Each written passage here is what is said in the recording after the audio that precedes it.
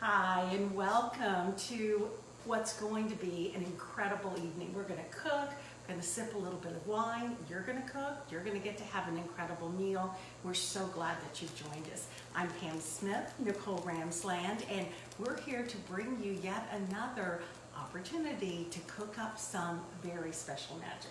Yes, this is the PS Flavor Cooking Club. We started this because we just kept hearing people say we love spices, we love flavor, but we really want to know how to cook with it. Right. So almost a year ago, we started brainstorming how do we do that? And we decided to start these online cooking classes live so that you can actually ask questions as we go.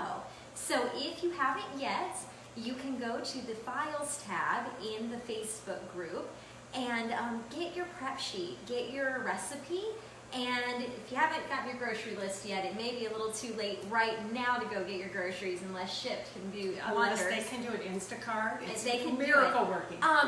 But if you're cooking with us tonight, make sure you have your recipe either printed out or in your booklet. If you have the club kit from psflavorclub.com, then you have the club kit or the booklet already, and have it out just in case technology is not our friend or is not your friend. This is a no-stress kitchen. Absolutely. We do not want technology to get in the way of our delicious food. So if we happen to go down on the internet, we'll come right back ASAP with you. If your internet goes down, grab your recipe and just keep cooking. Make sure to post a picture at the end. Absolutely. If you haven't joined us yet, one thing that we love about the club is our relationship with Cutco Cutlery and their amazing willingness to do a Cutco giveaway every month. They have knives that we absolutely adore and love, and tonight we're featuring the vegetable knife. It's beautiful. Little PS Flavor magic in summer white. Summer white. Yes. They engraved it with PS Flavor, and one club member will get to win it just by making your meal, posting it on the Facebook page. If you get in the picture as well, you'll get 2 entries for the giveaway. And we're going to give an extra week into September to make the meal since it's so late in August already. Right. So check the Facebook group for details, but we can't wait to see who wins. But we really can't wait to make this amazing meal. So what are we having tonight? We're having Rockin Moroccan Meatballs, and they're meatballs with a difference. Ground lamb that's done with the blend. We're all about being blenditarians. That is making a meatball or a burger or a meatloaf that is of a kind of higher calling, because we do a blending both with, in this case, the ground lamb together with ground mushrooms that have been roasted. And that is the perfect time to say, if you've not yet preheated your oven, please do that. Put it on 400. We're going to be roasting the mushrooms that will then go into the blend, and we're going to be roasting the vegetables that will later go into the summer vegetable orzo.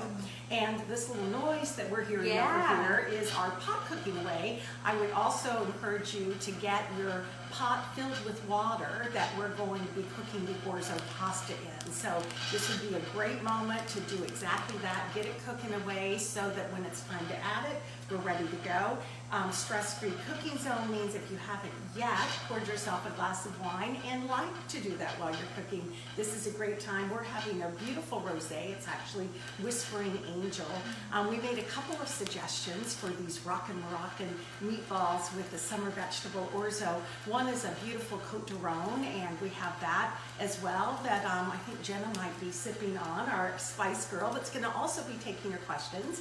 And we also suggested potentially a little rosé, which for summer kind of is a perfect one. This is from the south of France, and these Rockin Moroccan meatballs are, not far away in their origin. Yeah, so like a little cheers, trip. my friend.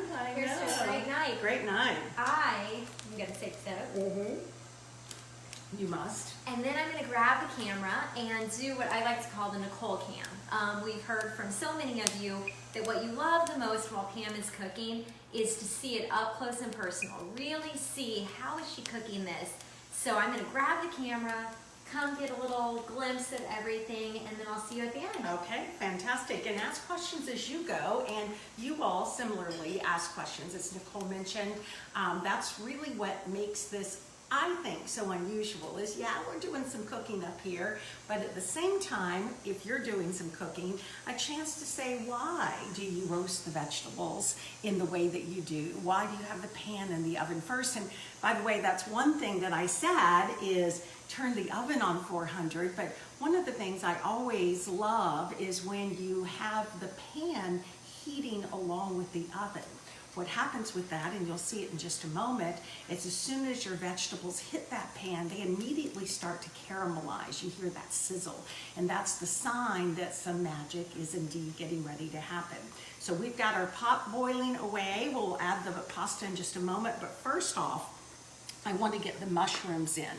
The mushrooms in this case are, again, cremini mushrooms, or you can just use traditional white button mushrooms. All you're going to do is drizzle just a little touch of olive oil and a little bit of Creole seasoning, just about a teaspoon, just enough to give it that nice little toss. And while they're roasting, you'll be able to, again, get the caramelization that I mentioned, which brings out the beautiful flavor. The reason we roast the mushrooms before we add them to the blend is because while they're roasting, they're drying out. They become perfect sponges, if you will. So when you put it into the blend, in this case the ground lamb together with the mushrooms, they're going to hold all of the moisture in, but oh, there's so much more. Those mushrooms also give it this incredible sense of umami, which is that unctuousness in food. It's what gives that craveability factor. So they're ready to go. And this is kind of the secret for roasting vegetables in general. Again, we have our oven set and it's preheating. All we're gonna do while the pan is going is get those mushrooms right in. And as I said, as soon as you hit, you start to get that little sizzle. Just even them out kind of nicely on the pan and let the magic start to be worked. We're going to use exactly the same bowl because I kind of believe in not messing up too much in the kitchen unless you have to put the rest of our vegetables in that are also going to go into the oven. If you're doing vegetables with 2 sheet pans in play, and sometimes I roast a lot of mushrooms at one time, you'll either want to trade those pans about halfway through, or if you have a convection setting you can do, the air movement that moves all around will prevent the one on the bottom from getting a little bit burned. So whichever you happen to do. The roasted vegetable orzo is probably one of my favorite kinds of orzo happenings. In this case, we're using just beautiful summer vegetables, some eggplants, some peppers, both red and yellow peppers, little onion, little garlic.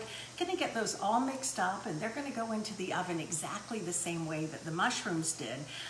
First off, if you've not use your trusty knife to be able to get your pepper in play, wanted to show you the basics of kind of how I do a pepper and do it really easily. All we're wanting to do is just cut the bottom off so that you've got a nice flat kind of leveling, and then just literally cut the meat away from the seeds. I know many of you have just tried to get the seeds out, and that's certainly a way you can do it. It takes a step, but in this case, basically you've done the magic just with a really fantastic knife, as the Cutco is.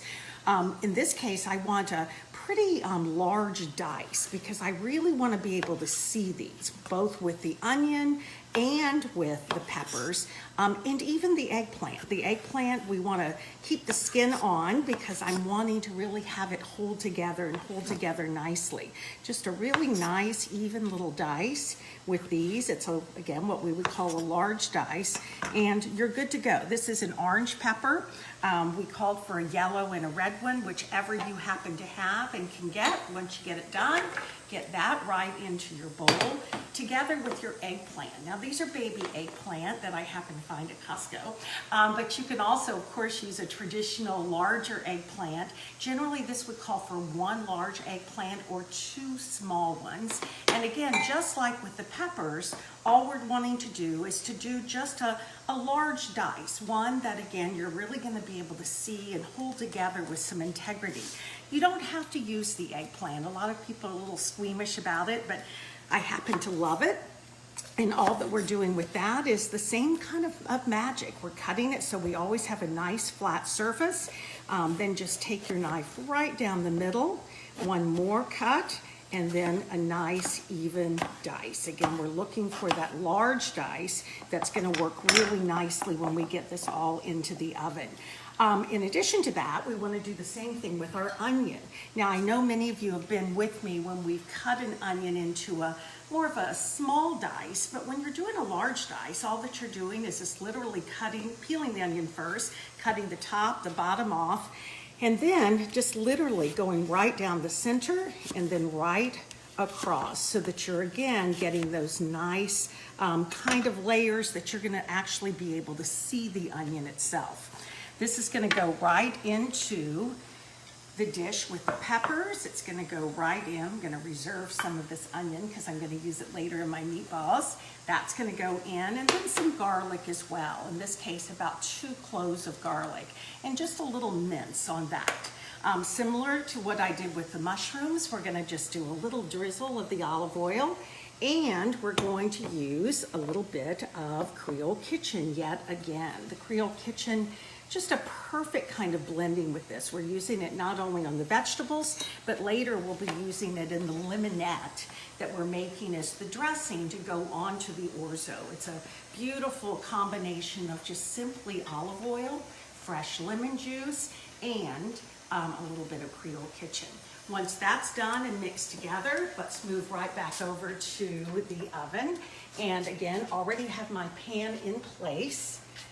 So it's heating, those mushrooms are cooking away, and same thing, you can hear that kind of sizzle that happens when the vegetables go in. Just kind of even those nicely out. Pretty beautiful, aren't they? They really are. Really now, great. If you were to pour them on and they didn't sizzle, what should you do? Oh, not a thing. Okay. No worries at all. It usually just means that your oven hasn't quite gotten hot enough, and quite honestly, when we put the mushrooms in, I didn't hear as much of the sizzle as I heard as when the roasted vegetables went in, because it was still heating up to that 400 degrees. So again, the sizzle is just kind of fun, but not necessary. We're gonna let those kind of start to cook away, and I'm gonna move on to the rest of the meatballs, but right now I want to go ahead and add my pasta to this. I've got it at a rolling boil, which is exactly what you want to do. I know many of you have been cooking pasta for too many years to confess. The key with cooking pasta is to get that water boiling, again, rolling boil in a big pot of water. It doesn't matter what kind of pasta you're cooking, you need lots of water and you need lots of salt. It really should taste of the sea. As you know, we tend to not use a lot of salt in any of our recipes because PS flavor, the blends themselves have a touch of salt, but so much flavor that comes from the other spices, you don't need much. With pasta, you really need to do, because this flavor is going to come from that pasta cooking right in it. Orzo is what we're using for this, and I love to use a whole wheat orzo. White is obviously fine to use as well, but in this case, we were able to find a nice whole wheat one. We're gonna get that added to it, allow it to come back to boil, and let it just go, boiling it uncovered. And it'll boil for about 9 to 10 minutes or so. We'll kind of be able to check that because that's about how long the roasted vegetables are gonna be cooking. So this is all gonna come together and come together quite nicely. While it's happening, let's go ahead and get the lemonette made that will ultimately go into the orzo. So let's take a step back, take a little sip of wine, because we've already done a lot. We have the mushrooms in, they're roasting away. As soon as they come out, we're gonna be able to grind them into the same grind as the ground lamb itself. in addition to that, we have those vegetables that are roasting away. Again, at this point, you can kind of just relax for a minute because there's a lot still to do, but there's a lot going on happening while all that magic is being worked. Again, the orzo is cooking. The lemonette is what we'll do next. Again, all that I did with the lemons is simply cut them in half after I've microwaved them. If you've been joining us for any of our classes up till now, you know that one of my little tricks is to pop lemons or limes or oranges in the microwave for about 30 seconds, just long enough to burst open the cells, the membrane inside, so that when you go to squeeze them, you get just a tremendous amount of juice from it. This is, again, a great citrus squeezer. We don't always push a lot of kitchen gadgets and kitchen apparatuses, but this is one that really, together with the microplane for citrus, I just don't think that you can live without. We're gonna do about 2 lemons. This is a really large one, so I'm getting a little aerobic squeezing action going with that one. And 1 more. Since not as much juice came out of that one as I would like, I'm going to add just 1 more.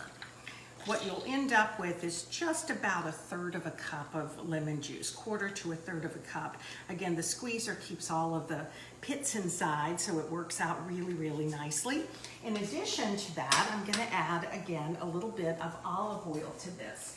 The olive oil is going to make this beautiful lemonette together with the Creole seasoning that will then go into the pasta and be just delicious. The step with making any kind of vinaigrette is to have your trusty whisk and to literally be whisking while you're adding the olive oil in a slow drizzle.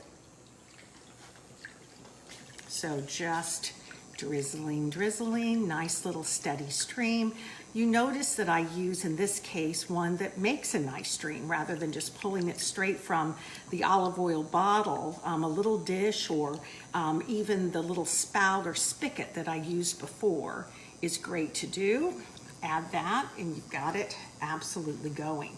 You're fine to add a little citrus zest to this, some lemon zest if you would like to. You could add some herbs, but we're going to be adding herbs a little bit later when we add the basil to this. So no need to do that at all. Only need is to taste it. I'm going to go ahead and warn you now. It's just lemon and olive oil, but oh my gosh, it's very pungent, it's very lemony, but when it gets into the pasta, it somehow just, again, I keep using the word magic tonight because it seems like Morocco spice is bringing all kinds of magic into action. And do a little stir of that pasta. See that it's quite happy cooking away. And then I'm gonna move over with that Nicole cam to the oven, and let's see how all of this is going, and it's going quite beautifully. The mushrooms are roasting, and you see that the juice is being released from them. That's what you're really seeking to do. You're wanting them to really dry out, which is, again, what's going to make that really amazing kind of sponge action with them. I'm going to do just a little stir on these vegetables as well, because I'm looking for them to get that nice little browned color, almost some little brown bits that will actually even scrape into the orzo as it's cooking away. Okay, so lemonette is made, the orzo is cooking away. Let's get started on the rest of those meatballs and see what we can do with them. I already showed how to dice that onion. I have some that I have done. I'm not going to take them to a small dice because we're going to let the food processor do that job for us. Just going to add that onion right to it, and that I chopped a little bit earlier, together with some garlic. It's the equivalent of a small onion, and just smash it and peel it. With the edge of your knife, the flat end, all you do is just let your wrist kind of hit that. It peels so easily. No need to be getting a garlic peeler or a garlic press. In this case, again, the food processor is going to do the work for us. So we're going to add 2 cloves of garlic to that. Get our lid on and just cook until it becomes a nice fine mince. Now again, fine for you to do with your knife. Knife Skills 101, you all have got it going and got it made, so it works out quite beautifully. We're gonna go ahead and just add this into a bowl. I'll then come along and add the lamb.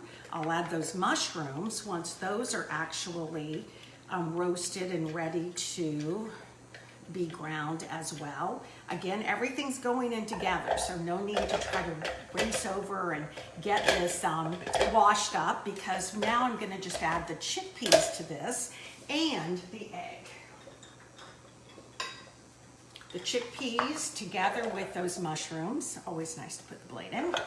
The chickpeas together with those mushrooms are going to give just this beautiful texture to these meatballs, texture and flavor.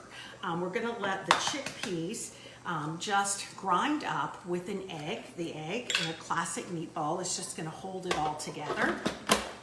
And we're gonna let that magic happen too. Meanwhile,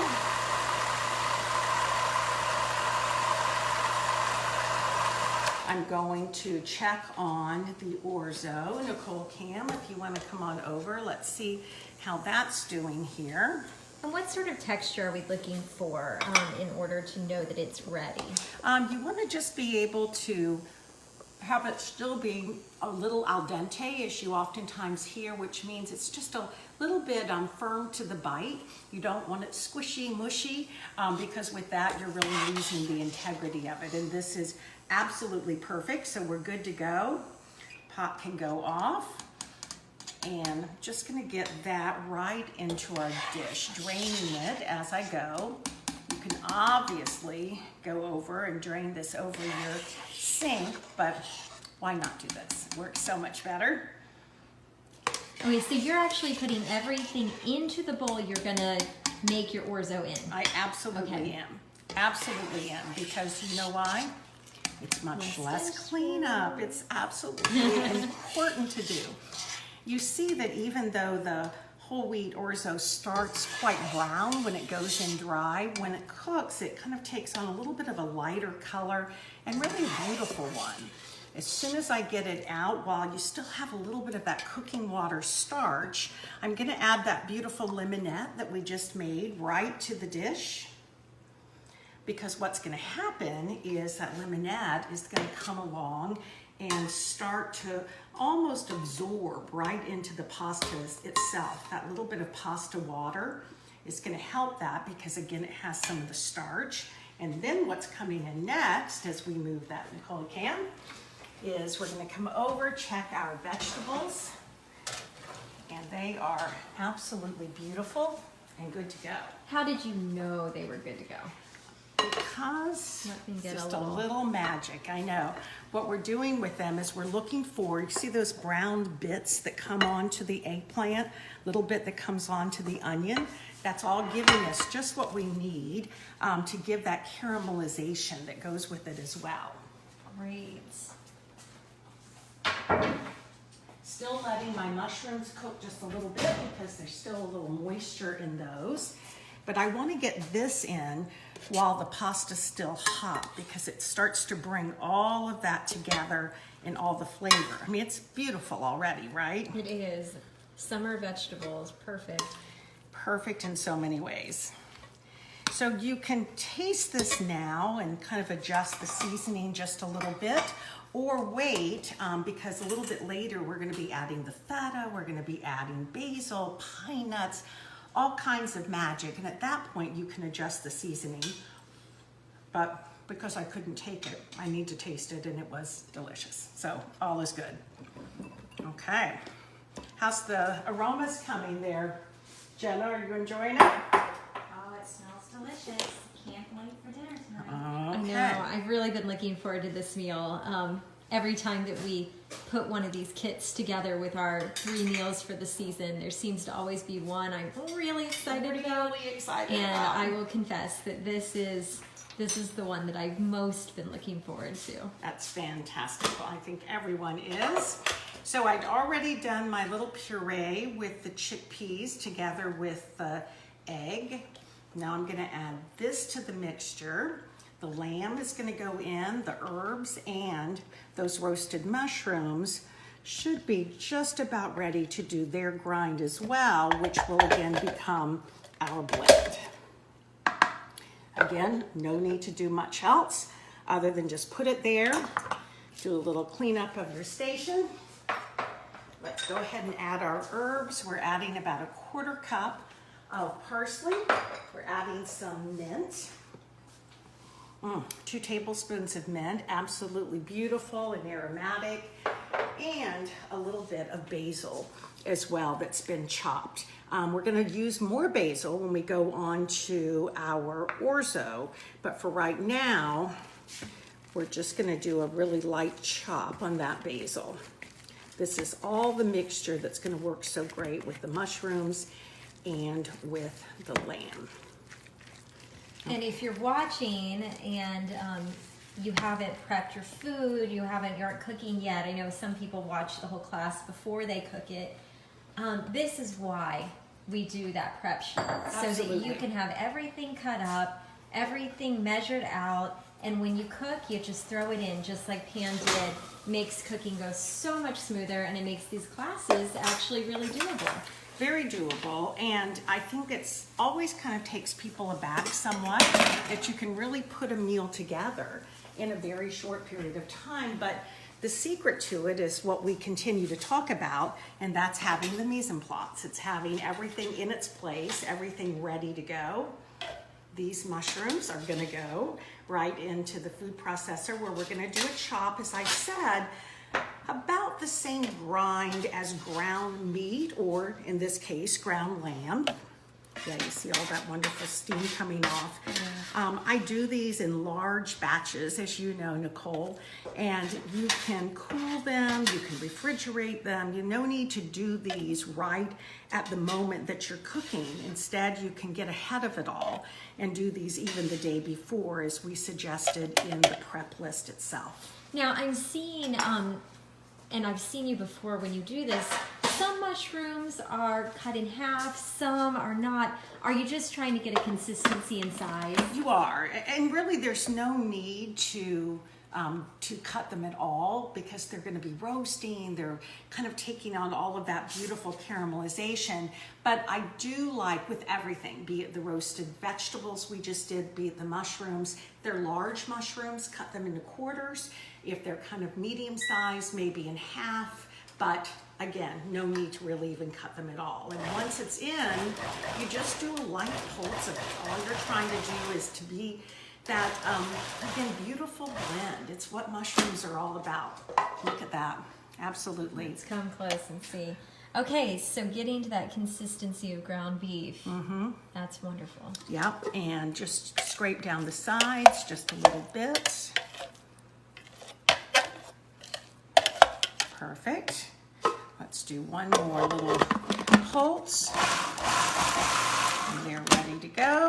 And in we go right with them.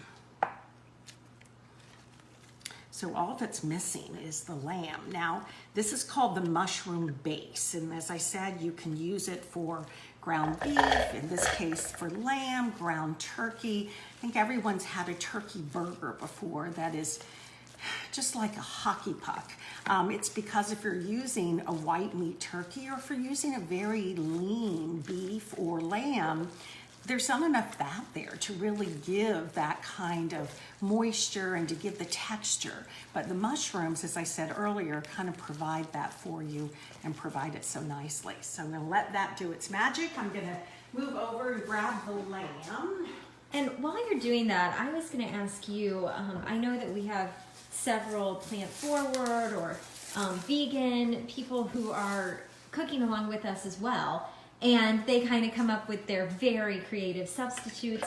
In your work with the blend, have you seen something that just goes so great with the mushrooms?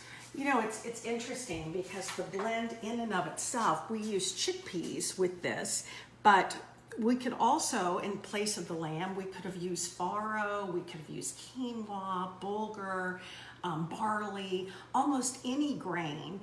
With that, the chickpeas together with the grain make a really perfect protein. And then the mushrooms are what keep it from just, again, kind of having that pasty, no flavor kind of mechanism. Now you mentioned quinoa. Mm-hmm. Did I miss the quinoa going in? Did it go in? The quinoa has not gone in. Oh, okay. Yes, no, that's the next kind of magic that's going to happen. So even with this, I'm sorry to interrupt, but my mind is just blowing. So even with this recipe alone, if they kept the lamb out, it has that complete protein. It does. With the quinoa and the chickpeas. Complete protein and high quality protein. Because anytime you're blending a legume, in this case the chickpeas, together with the grain, the missing amino acids are kind of filling in the gaps. So it gives you that complete high quality kind of protein. And again, the mushrooms just make the flavor happen. This is a grass-fed lamb coming to us from Australia. Beautiful farm. I've had a chance to go to it, and it's just really phenomenal to see the love and the care that's given to these animals. Again, grass-fed, sustainable, and a really beautiful, again, amino acid and fatty acid profile. So you're getting a lot more than just a great flavor. And that's where the quinoa comes in.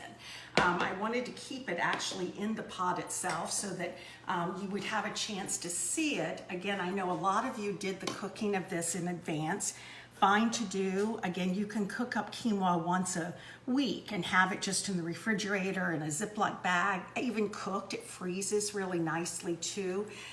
Simple to do. All you do is rinse it. Important step though, because when you're rinsing it, it rinses off the saponins. It's a almost little kind of an oil petroleum tasting thing, not appetizing at all. If you've not liked quinoa before, it might be that you didn't do that step of actually rinsing. Rinse it just in a colander and then get it into the pot, about twice as much water as the quinoa itself, and let it cook not just until the liquid absorbs, but until you see little tails start to pop out of it. That's the sign that that grain, and in this case quinoa is actually a seed, has really gotten all of its cooking in place. So that is what is going to give us the beautiful texture to these meatballs as well.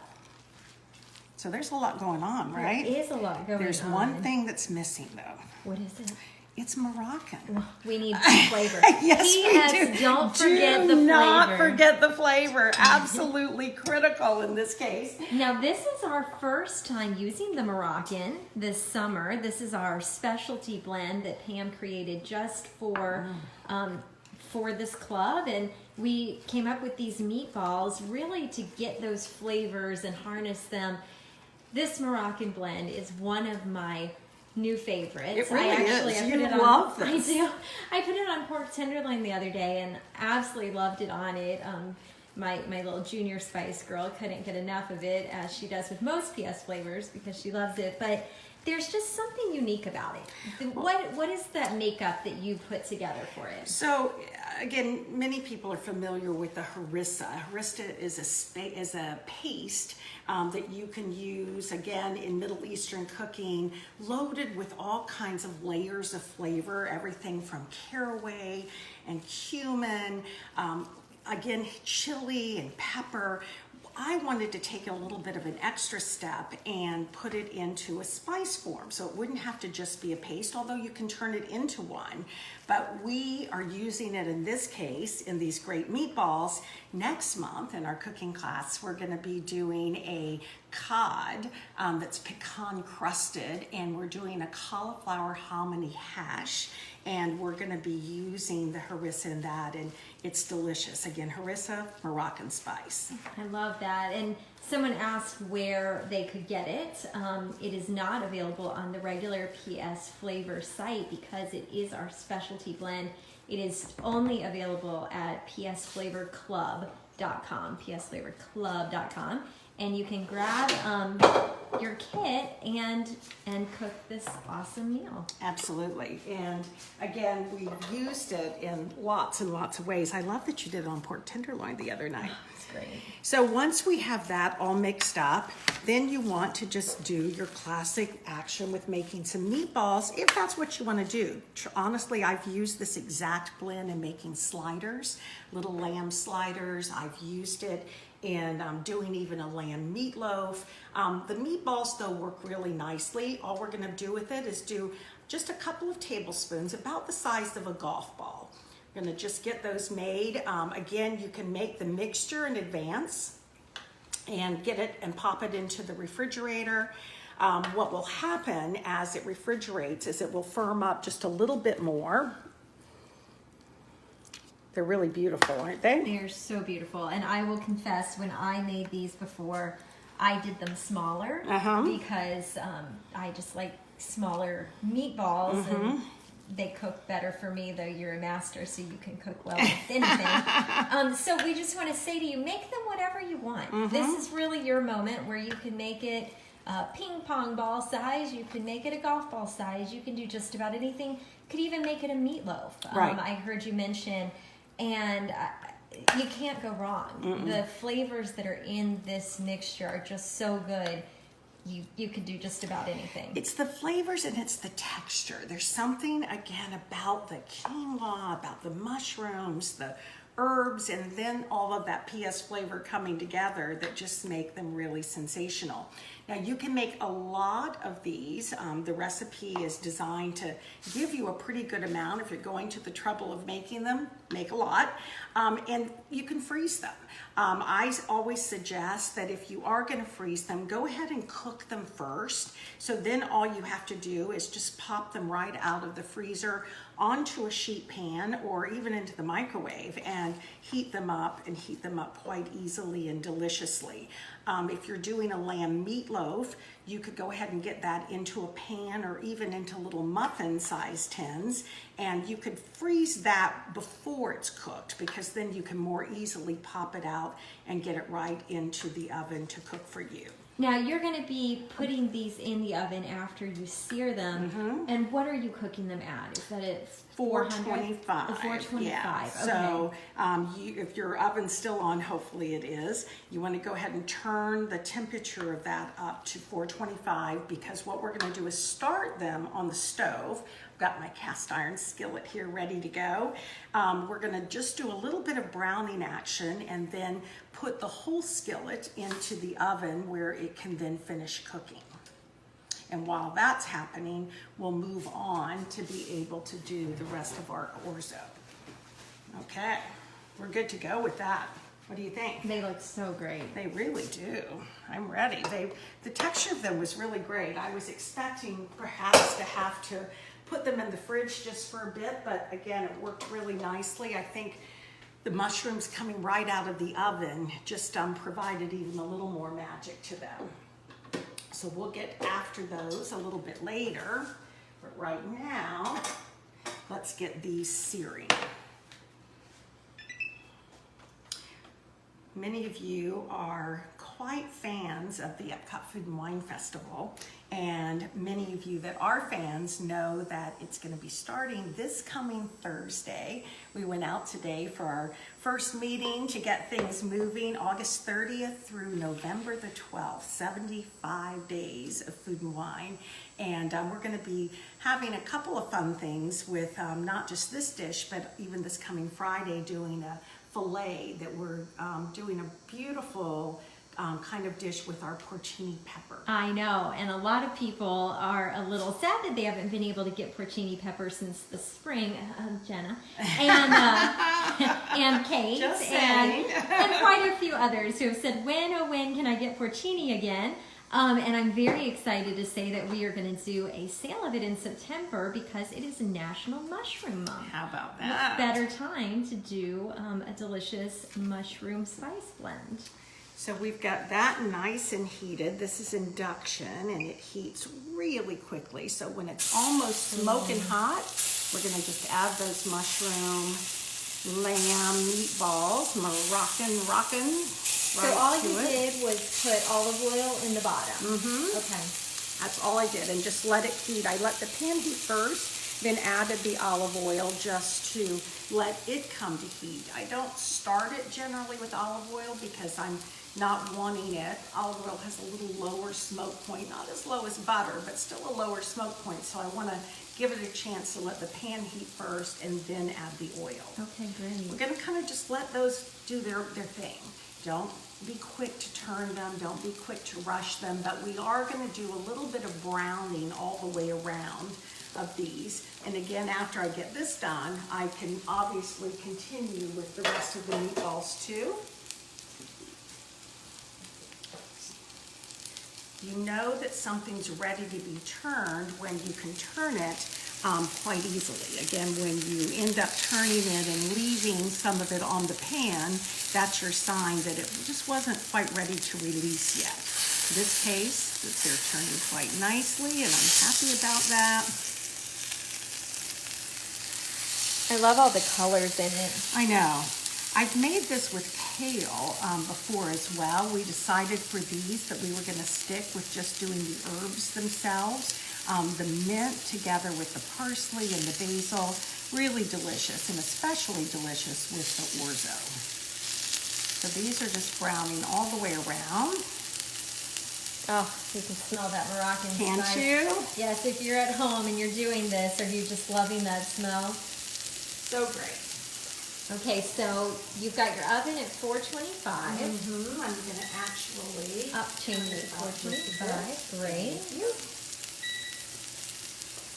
And these are going to pop right in, and that's where they're going to finish. Right. They'll do some carryover cooking. Generally, you want to let them stay in somewhere around 12 minutes or so. Again, depending on the size. As you say, if you do little ping pong size, they might get done a little bit quicker. The larger they are, a little bit more time that they do. And one little trick too, if you have made them in advance and put them in the refrigerator, let them come a little bit closer to room temperature before you pop them into the oven, because then they take a little bit longer to cook. While they are cooking though, we're going to move on and finish up the orzo. Again, it's been able to come to a nice kind of temperature, which is perfect to add the rest of the ingredients. I can see why you wanted to do such a large dice for this, because it just brightens up the whole dish. You just look at it and all you see is that summer vegetable. I know, it really is. And it's beautiful when you're actually starting to plate it too. So really fantastic all the way through. So we're gonna just do a little stir of that and start to add the rest of the ingredients. Again, this can be done, as I said, the day before, as long as you get the vegetables together with that limonette in with the orzo right as it's all hot and kind of allows it to come together. Then you can let it cool, even refrigerate it, and then begin to add the rest of your ingredients. I already did a little pan toasting of some pine nuts. If you've not done that before, I'm going to be a little careful with it, but just get your pan at a nice medium-high heat, toss the pine nuts into it, brings out all of the aromatics and the essential oils of the pine nuts, and really, really delicious. Slivered almonds work out in this dish really nicely too. I've even used pistachios, really delicious. We also cut some basil in a chiffonade or a julienne. If you've not done that before, quite easy to do. You just want to pull all of your basil leaves together and just do a little bit of a roll with them. I think the last time we saw you do this, someone in the club said that they'd really like to see you do a sushi class. Oh, I do believe I remember that. That would be quite interesting to do as well. I might have to bring in a little support if I was to do that, yes. And then in it goes. In addition to those pine nuts and the basil, also adding some feta. And the feta is different in this dish than just a crumpled feta that you might put onto a salad. Instead, I've actually cut it more into cubes. I want to do that because and you'll see it when it comes in, I want to be able to really get that whole bite of the feta and the look of it as well. I'm using actually a Cutco cheese knife. It's one of my favorites, but all that you're doing is just doing a nice little cut of that feta. It will crumple just a little bit, but again, that's not what we're trying to do as much as having those beautiful chunks kind of show through. Smelling even, amazing, yes. Right? My lovely chef mom here, she knows that I'm a sucker for all things feta, so as soon as that goes in, I'm ready to dig in. One thing that I say is kind of an optional is some cherry peppers. Again, little Italian cherry peppers. I already cut them into little slivers. You can just buy them in the jar. Caper berries would work really delicious in this as well, or just actual capers. This just gives this little, pop of flavor. The little bit of brine that's with them, tiny touch of heat, just add a really nice touch to this, but as I said, optional. Because this is still warm, that feta is starting to soften just a little bit. The again, pine nuts and that basil's releasing all of its great aromatics. And the only thing that's left is some scallions. I'm going to take about 4 scallions. We're going to cut those into just a little nice slice. Take that top part off, but we want both the green and the whites in this case. And why did you cut the top part off? That was the part that the grocery store didn't take such good care of. So just like cutting the top end off of celery. You're just trying to get that little bit of browned part off of it. Just doing a nice little slice of the scallions, as I said, both the green and the white parts, because you get a little different flavor and you get a little different texture with that. And the look of it, as you will soon see, is absolutely fabulous. What are we thinking? That we're ready to dig in. I know. Is everybody else getting excited? This is a crowd pleaser.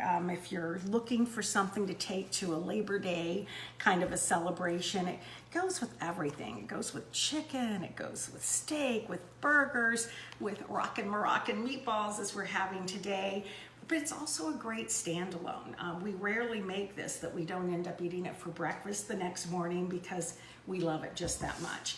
And that's it. If I was gonna take this to a group kind of an event, I'd probably do just a little bit of garnishing to it, maybe add some fresh basil, maybe take a few of those little cherry peppers and put those on top, or maybe some fresh lemon, anything that you want to do as a standalone dish. We're going to plate it in just a little bit with the meatballs, so we won't do any of that kind of action right now. And speaking of meatballs, probably time to give them a little bit of a look. All good? All great.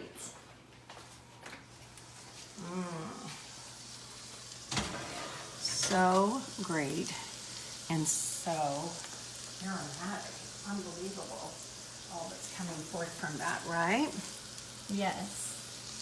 So your best way to be able to tell if they're done is obviously just the little touch test, which will tell you if it kind of springs back a little bit to the touch, which is one of your signs that it's ready to go. The other way is to do your thermometer, which many of you got in your kit earlier this year. Yeah, we kept telling you every class to use your meat thermometer, and so we finally decided we needed to get one into your hands for your summer kits. Absolutely. We want to let these come up to getting close to about 150. There'll be some carryover cooking, so we're not wanting to take them too far. And I'm going to let those go just a little bit longer, probably just a minute or so. Okay. Because they're already at 145. Oh, great. So we are ready to go. So with that, let's go ahead and grab a plate and think about how we're going to plate these. So again, if you're doing it as a group kind of a meal, quite easy to do. You can literally lay the meatballs out into a large platter, either atop the orzo, or a little standalone platter on their own and serve the orzo on its by itself in the bowl, as I've done here. What we're going to do though is actually do a little bit of a plating. Just a little bit of a mound of it. Can almost make it into a little bit of a pear shape. Then we're going to take one of those lemons, do just a little bit of a round that we can put onto the plate as well.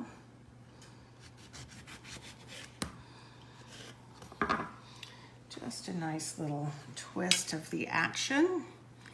And with that basil that's coming out of it too. And then let's pop in and see what the meatballs are now looking like. I'm so excited about these. Yeah, we're gonna do a lot of moving around, Nicole. I know. I hope that that's okay for everybody that's watching. There's just so much to see. And I feel like the colors just got even more vibrant while they were cooking. It really, really does. So perfect. So these are up to 150. Again, you can let them rest. You know, the ideal is to always do exactly that. Meatballs, in this case, you want to let them rest about 4 or 5 minutes. If it's something very large like a turkey, which we'll be talking about in just a couple of months, you want to let those turkey rest for a much longer period of time, upwards of 40, even 50 minutes. But these are going to rest on the plate. What I'm going to do is just do a little mound of them. And at that size, at the kind of golf ball size, how many would make a great serving for someone? For an appetizer, you could do 3. For a main dish, you could do 4 or 5, which is what we're going to do today. So kind of thinking on how much maybe meatloaf you would give someone. Exactly. But thinking of it in the meatballs instead. Instead, absolutely. Then if you would like, you can sprinkle just a little bit more of the Moroccan spice on. I always like to squeeze just a little touch of lemon right on top of them because it brings just a little bit of that brightness right out of it as well. Trying to not do the little pits that go with it. I know, all those little seeds decided They're to come everywhere. out. So then just a little sprinkle of the spice, and we have a really beautiful dish. We do. Ready to eat? Oh, very much so. Grab Isn't your glass that of beautiful? wine. Bon appetit. And thank you all for joining us. We did it. We did. I'm going to put this down and come join you. Please do. I always feel like it's such a celebration when we get to the end. Much because it means we're about to get to eat the meal that you just made. Yes, but, I know. It's beautiful. In so many ways, absolutely love it. So well, we hope that yours is amazing. If you haven't made it yet, because I don't know if you know this, but some people, they watch the whole thing. Yes. And then they start cooking. Ah. They like to hear all your tips and techniques first, then start cooking, and then have it a little bit later. That works really well for people in Central Coast time, or Absolutely. Central time, or Mountain time, because Yes. they get a little bit more to it. But I do know a lot of people wait and cook it on the weekends too. Absolutely. Which is a So, good thing. a couple reminders. Whenever you cook it, if you just finished and you're about to eat with us, post a picture. We want to see, and every picture will give you an entry into the Co-Cutlery giveaway for the vegetable knife. It's a beautiful knife. I know. I love that knife. And if you get a picture of you with your meal, that will give you a second entry. Get on the Facebook group and you'll see the deadline and the rules and when you'll find out if you won.